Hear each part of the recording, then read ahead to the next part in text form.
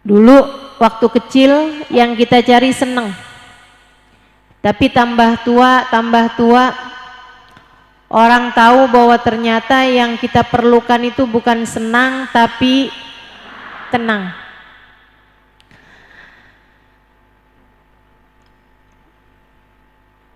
Kalau orang masih baru belum terlalu ngerti itu lebih kecil lagi, bahkan dia bukan cuma nyari senang tapi nyari uang. Dia pikir yang dia perlukan dalam hidup hanyalah uang. Padahal uang tidak selalu memberi kesenangan.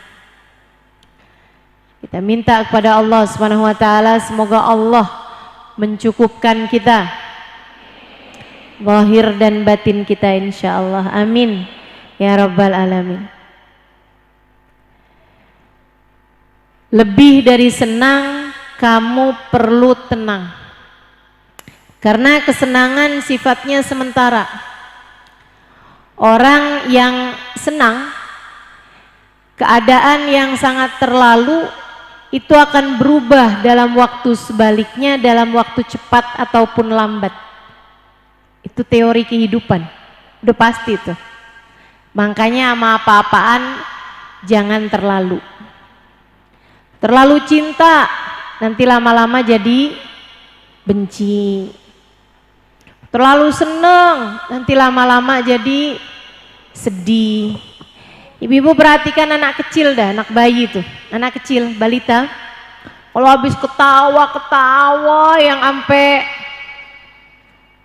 sampai ketawa banget gitu, biasanya habis itu nangis. Betul nggak? Karena memang demikian keadaannya dunia tuh kayak gitu tuh. Rasa yang terlalu akan berubah menjadi sebaliknya dalam waktu cepat ataupun lambat. Senang tuh itu sementara, nggak ada orang yang hidupnya dicipta senang terus. Karenanya bukan itu yang kita mau cari. Akan tetapi yang kita mau cari adalah keadaan yang konstan, keadaan yang terus menerus, keadaan yang stabil. Dan kestabilan itu ada ketika seseorang memiliki ketenangan. Senang ataupun tenang, dua-duanya sama-sama tempatnya ada dalam hati manusia. Jadi kalau yang kamu cari adalah ketenangan, ini adalah sesuatu hal yang dicari juga bahkan oleh para nabi-nabinya Allah SWT. Nabi Ibrahim ketika minta sama Allah, Rabbi arini kaifa tuhyil mauta, ya Allah perlihatkanlah kepadaku bagaimana engkau menghidupkan makhluk yang udah mati. Kalau Allah bertanya, awalam tu'min, Ibrahim kamu memangnya nggak beriman? Nggak percaya bahwa saya ini yang menghidupkan dan mematikan, kok minta diperlihatkan? Qala bala walakin liyatma'inna qalbi.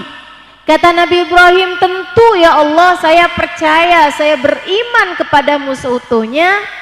Akan tetapi jika aku meminta diperlihatkan bagaimana engkau menghidupkan yang mati, liyatma'inna qalbi, semata-mata adalah untuk agar hatiku menjadi tenang. Jadi yang diminta adalah ketenangan hati. Saudara sekalian yang saya muliakan, orang yang hatinya tenang bersama dengan segala macam hiruk pikuk kehidupan, dia akan selalu tenang. Orang yang hatinya tenang dalam keadaan apapun mereka akan selalu tenang. Saya sudah banyak berjumpa dengan orang-orang yang semacam itu, hatinya tenang terus-terusan. Ada tuh yang saya ceritakan di buku Bidadari Bumi. Wanita di dalam bis, tabrakan, luka-luka, cucuran darah. Akan tetapi ketenangan hatinya membuat dia bahkan dalam keadaan semacam itu tidak berucap kecuali kalimat-kalimat yang baik-baik. Rabbuna Karim, dia bilang, Tuhan kita maha baik ya, alhamdulillah, makasih ya Allah. Jadi masalahnya tuh bukan seberapa susah Allah bikin, seberapa Allah bikin susah dalam hidupmu, bukan. Masalahnya itu bukan seberapa banyak Allah kasih rezeki sama kamu, bukan.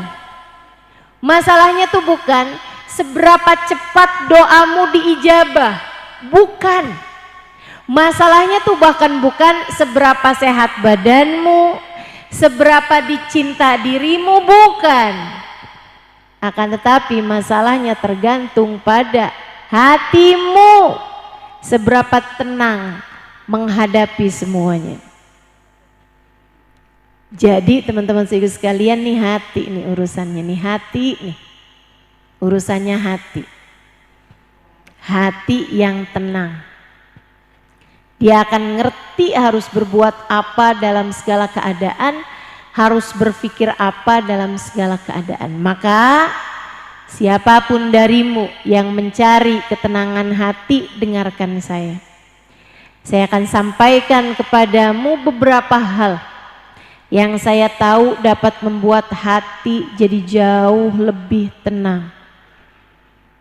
Gak gampang gelisah, gak gampang susah, gak gampang gerasa gerusu, gak gampang galau, gak gampang gundah.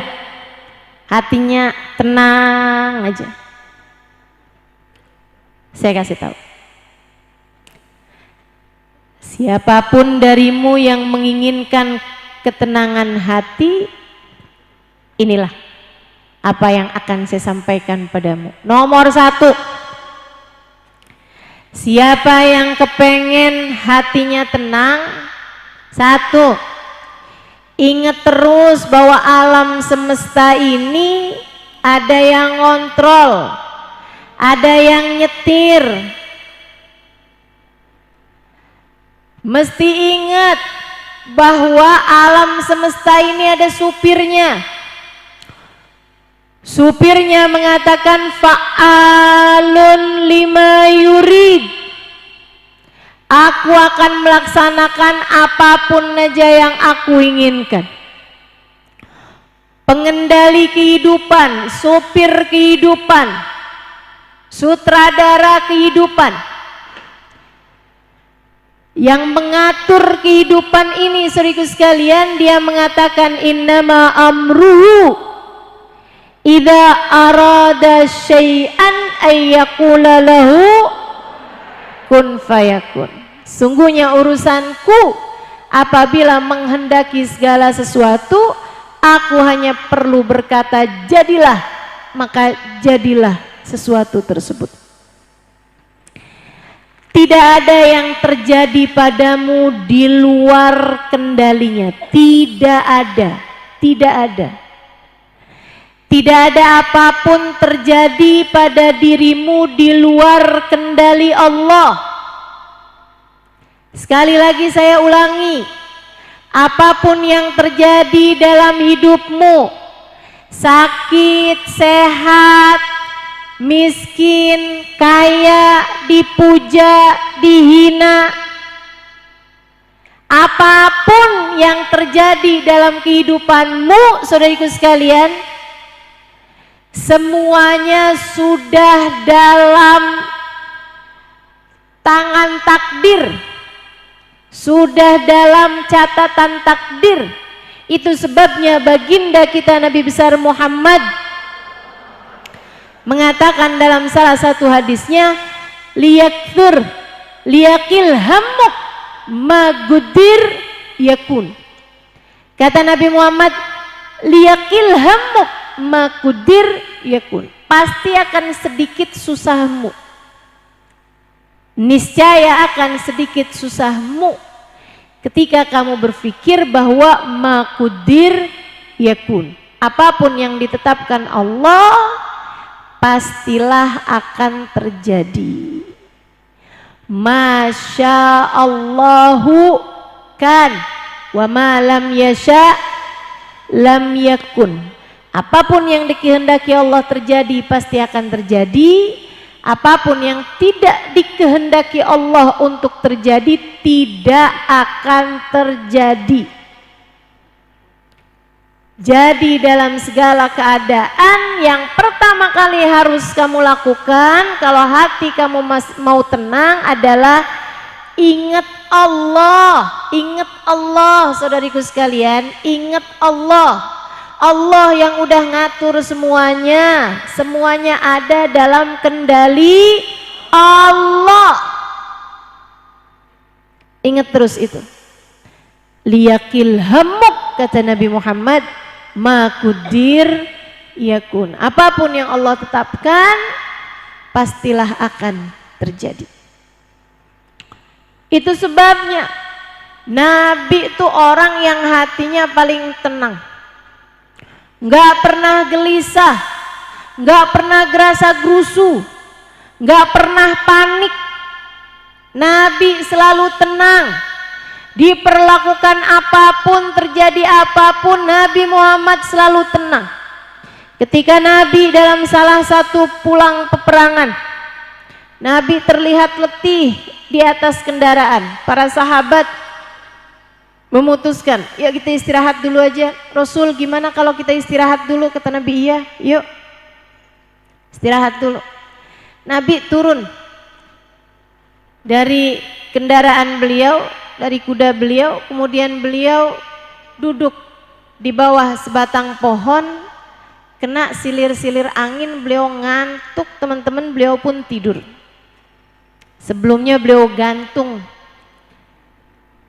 pedang yang beliau punya, digantung di dahan pohon, beliau kemudian tidur. Sahabat lihat Nabi Muhammad tidur nggak mau gangguin. Ini sahabat nih ya, cinta akan tetapi kenyamanan yang dicinta nomor satu bagi mereka.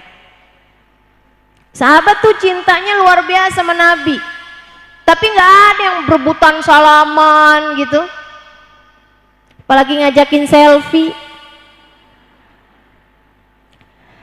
Nggak ada tuh yang sama Nabi Muhammad tuh semuanya kapan waktu aja minta didoain, minta dipegangin kepala, minta dipegangin dada. Ini saya sekalian curcol. Nggak ada. Kenapa? Sebab mereka paham kalau cinta bikin nyaman. Kalau sayang, buatlah yang kamu sayangi menjadi nyaman. Sebab kenyamanan hati Nabi Muhammad itu nomor satu nilainya di sisi Allah. Jadi para sahabat ngertiin itu. Mereka bilang, Nabi lagi istirahat yuk, kita agak jauhan biar enggak gangguin istirahatnya Nabi Muhammad. Mereka pun di seberang gunung, jadi kealingan gunung, Nabi sebelah sisi sini, merekanya di seberang gunung yang lain. Mereka masak, mereka bangun tenda, mereka memberi makan ternak dan lain sebagainya, kan menimbulkan suara-suara biar nggak gangguin tidurnya Nabi Muhammad. Mereka di samping gunung yang sebelah sana lagi. Datang musuh Allah namanya Da'thur. Orang kafir punya kebencian sama Nabi Muhammad. Lagi lewat di situ dia lihat Nabi Muhammad sendirian, kebenaran banget nih. Pucuk dicinta ulam tiba nih, kesempatan langka ini. Tambah dekat, dia yang asalnya mengendap-endap jadi terang-terangan karena ternyata nggak ada siapapun sahabat jagain Nabi Muhammad. Wah, kesempatan emas nih umat Islam, gimana sih nih? Dia bukannya jagain nabinya malah dibiarin aja sendirian. Dia pun kemudian mengambil pedangnya Nabi yang tadi digantung tuh, dia ambil, dibuka dari selongsongnya, kemudian diarahkan tepat tepat di depan leher Nabi Muhammad. Ya Muhammad. Nabi Muhammad buka mata, pedang di leher beliau. Nih, cobain. Masya Allah. Tapi Nabi Muhammad hatinya tenang. Kenapa Nabi Muhammad bisa punya ketenangan kayak begitu, teman-teman? Karena Nabi faham magudir yakun. Apapun yang Allah tetapkan adalah yang memang sudah ditetapkan Allah. Yang terjadi tidak akan melenceng dari apa yang sudah ditetapkan Allah. Dia nggak akan bisa mengarahkan pedangnya ke leher Nabi kecuali dengan kehendak Allah. Nggak ada yang bisa ngebunuh orang kecuali dengan kehendak Allah. Apapun terjadi semuanya dengan kehendak Allah Subhanahu wa Ta'ala. Itu Nabi Muhammad tahu persis. Penuh iman beliau dengan hal yang semacam itu. Ridho dengan apapun yang ditetapkan oleh Allah Subhanahu wa Ta'ala. Itulah kunci ketenangan hidup baginda kita Nabi besar Muhammad. Nabi Muhammad bangun pas banget lehernya tuh, pedang nyentuh ujungnya tuh leher Nabi Muhammad. Manilladzi yansuruk in qataltuka fi hadzal makan. Siapa yang bisa tolong kamu kalau aku bunuh kamu di tempat ini? Kata Da'thur. Nabi Muhammad dengan tenang menjawab, Allah. Yang bisa tolong saya adalah Allah. Ucapan Nabi Muhammad Allah menggerakkan arus, menggerakkan singgasana, menggerakkan tiang-tiang arus, termasuk menggerakkan tangannya Da'thur, gemeteran sampai pedangnya jatuh, diambil balik sama Nabi Muhammad. Wa anta ya Da'thur, kalau kamu gimana Da'thur? Siapa yang bisa tolong kamu kalau kamu yang saya bunuh di tempat ini? Tunduk Da'thurnya. Nggak ada wahai Muhammad kecuali jika engkau memaafkan saya. Nabi Muhammad memasukkan kembali sarung itu, pedang itu ke sarungnya, kemudian berkata, Idhab, pergilah sebelum sahabatku melihatmu, aku khawatir mereka tidak akan memaafkanmu. Tenang aja Nabi itu. Gak ada ceritanya dendam, liatin, nggak ada. Makanya nih yang modelan-modelan yang kau disakitin orang, liatin, karma itu nyata.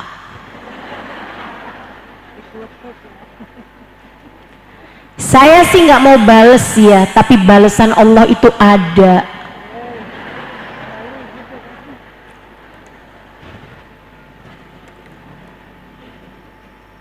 Allah itu tidak tidur. Wah, nih bahasanya nih. Betul, semua betul. Tapi kamu menyampaikannya dalam rangka kamu yang tidak bisa mengobati kesakitan hati kamu, kemudian melibatkan Allah dalam urusan pembalasan. Hati-hati teman-teman, hati-hati.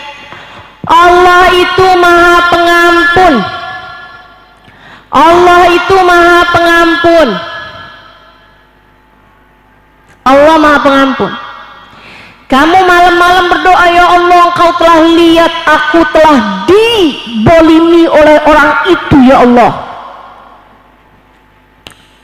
Ya Allah, jangan tinggal diam, balaslah dia, ya Allah.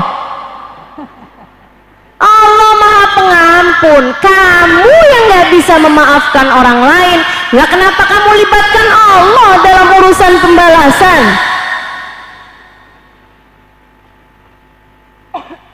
Kalau kamu mau melibatkan Allah, libatkan Allah dalam urusan ampunan.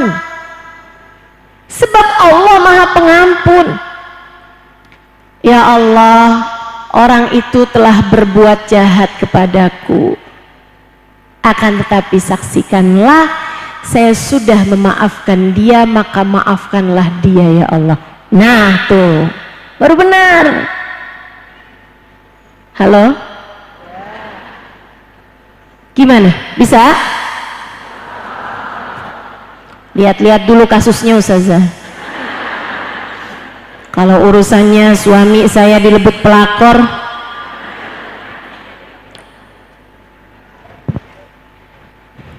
makudir yakun, apapun yang Allah tetapkan itulah yang akan terjadi. Tidak ada apapun terjadi, bahkan sekedar daun jatuh, melainkan semuanya dengan izin Allah, melainkan semuanya terjadi dengan kehendak Allah. Tidak ada apapun yang luput dari pengawasan ataupun pengendalian Allah. Maka tenangkanlah hatimu, maka tenangkanlah hatimu, tenangkanlah hatimu. Ingatlah selalu, Allah tahu, Allah lihat, Allah kehendaki.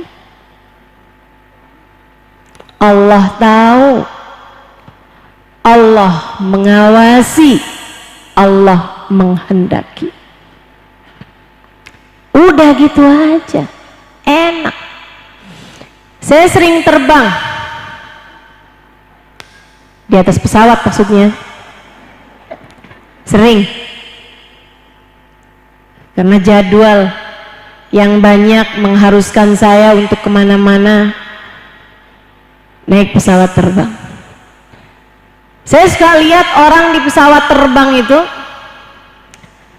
di dalam pada tidur.